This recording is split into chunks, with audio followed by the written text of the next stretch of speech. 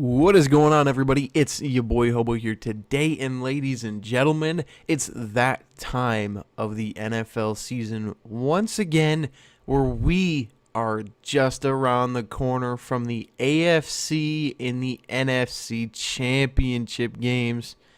It's been a long season filled with a lot of ups, a lot of downs, a lot of injuries. A lot of things that went horribly wrong and a lot of things that went horribly right. Take example, Stephon Diggs' game winner at the buzzer last week. But let's just take a look and analyze these two games that we have coming up this Sunday. First off, we have Sunday 3:05 p.m. on CBS. It's the Jacksonville Jaguars at the New England Patriots for the American Football Conference Championship. Now, who would have thought in August the Jacksonville Jaguars would be a game away from the Super Bowl, playing the best football out of every single team in the postseason? Just imagine that for a second. Just imagine that Blake Bortles is starting an AFC Championship game. Now, when you look at it, these two teams are not very similar. One gets it done by throwing the rock around, and that would be the Patriots. And then the other gets it done by pounding the ball straight down your throat. And, of course, that's the Jaguars. We have Leonard Fournette and his 1,040 yards and his 9 touchdowns on the year. And then over on the other side of the ball, we have Tom Brady and his 4,577 pass yards and 32 touchdowns. So these two teams both have their weaknesses. And to me, I would say the Patriots' biggest weakness is their back end on defense. They're going to need to really clamp up your Keelan Cole, Marquise Lee, Allen Hurns, and D.D. Westbrook if you're going to want to prevent the Jaguars from really kind of cracking this game open. The Steelers did a very poor job of playing defense last week, and it allowed the Jaguars to get out to that quick 28. I think it was 28-0 or maybe 28-7 lead. But they got out quick to a huge lead, and Pittsburgh just never had the manpower to get that back or to even make it a competitive ball game. But the Patriots, of course, with Tom Brady under center, are going to be facing a completely different kind of challenge. And we call that Sacksonville. That defense, the best defense in the postseason, comes into Foxborough, and they're looking to wreck everything. So I'm going to go and give myself a bold prediction, because the last time Tom Brady faced a defense like this in the playoffs with Tom Coughlin on staff, Brady lost twice to those two great Giants teams. Well, I mean, a lot of people don't think that 2007 team was all too special, but it did end the perfect season of the Patriots. And these Patriots are far from perfect. They're 13-3. They lost to the Miami Dolphins at one point in the season. So if they can lose to the Dolphins, if they can lose to Jay Cutler, then they can 100% lose to the Jaguars. It would all lie on their defense, though. I don't imagine anything other than Leonard Fournette happening in this game. Sure, Blake Bortles is probably going to have himself an average, maybe 150-yard day, probably 1 or 2 touches at best. He'll probably go somewhere in the realm of 20 for 35. I think that he has himself a pretty average day. But the guy who can't have a nice average day is the guy who needs to have an amazing day, and that's Leonard Fournette. Leonard Fournette, easily my favorite rookie out of this whole class, and I'm a Giants fan, so obviously I have that kind of bias towards Evan Ingram. But throwing that out the window, I'm going to say Leonard Fournette's probably my favorite rookie. He's a humble guy. He goes in there, he does his job, and he does his job extremely well. The best rookie running back I've seen since Ezekiel Elliott, and I'm a Giants fan, so that pains me to say it, but he had himself a nice rookie year.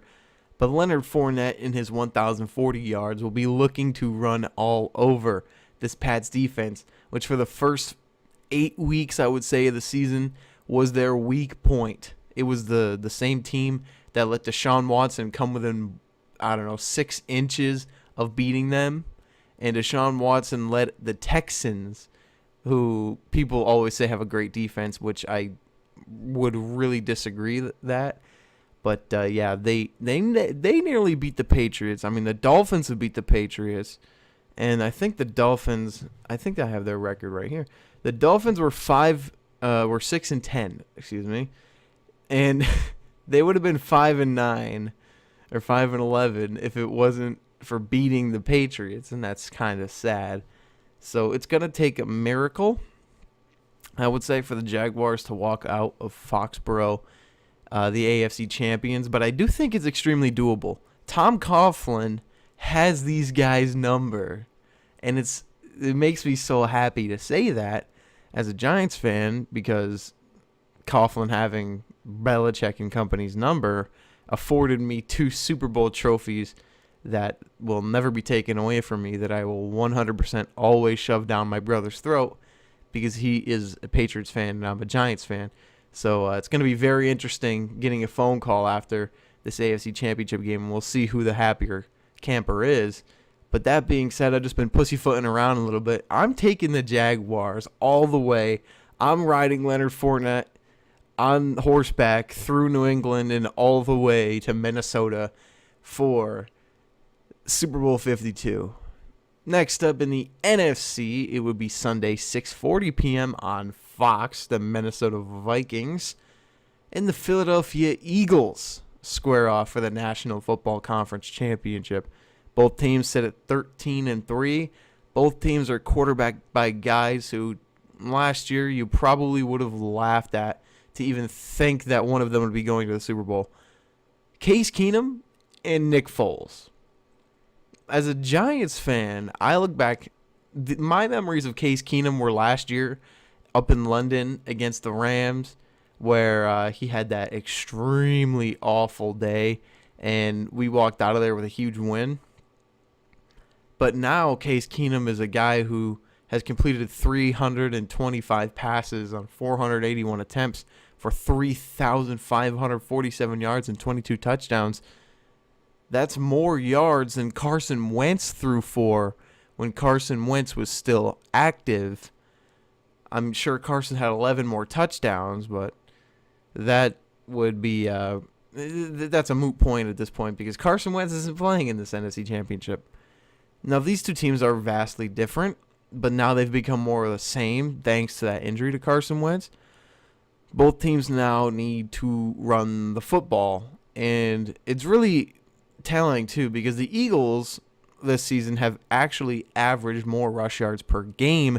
They've averaged 10 more rush yards per game than the Vikings, but the Vikings have a greater number of touchdowns from their backs. Latavius Murray has 8, Jerick McKinnon has 3, and then LeGarrette Blount has 2, and Jay Ajayi has 1. So if that doesn't tell you something, I don't know what would.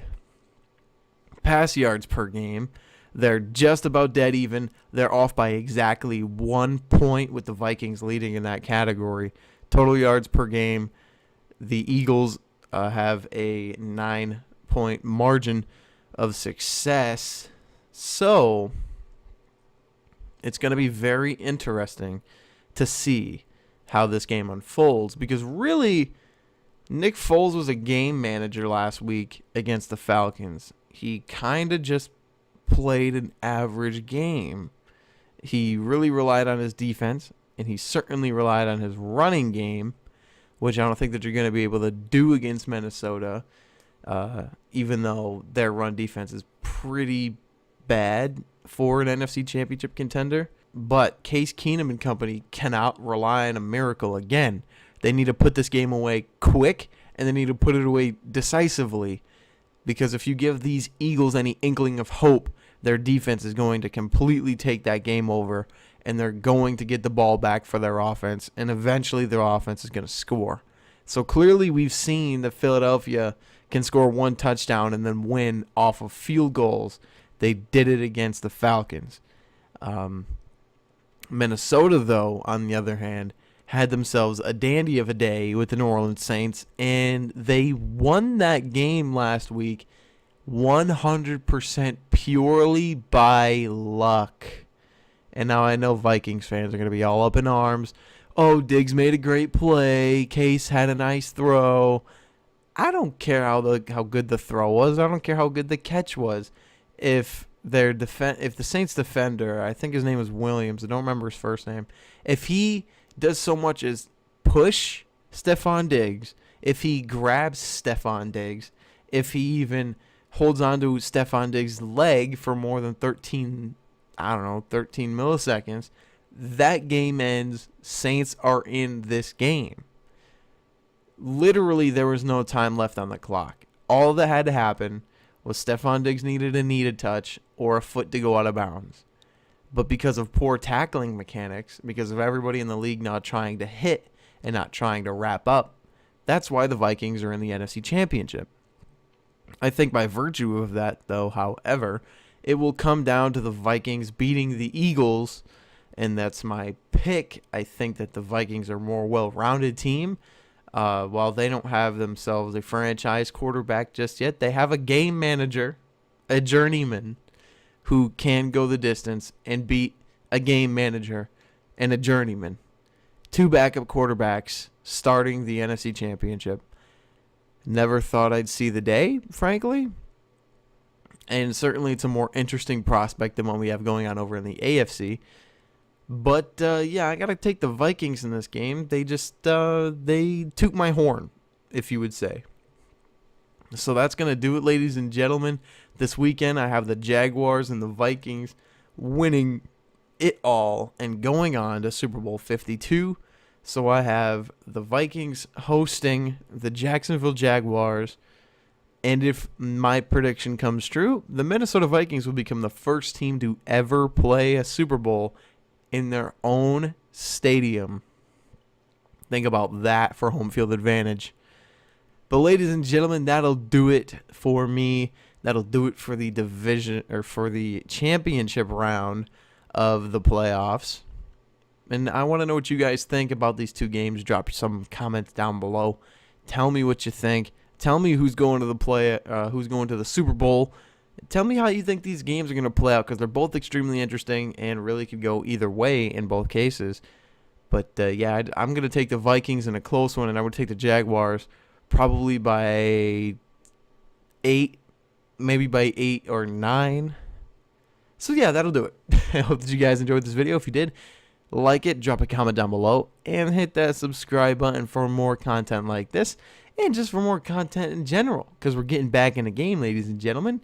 And I want y'all to be along for the ride. So that's going to do it for me, your boy Hobo. And I hope to catch you guys in the next video.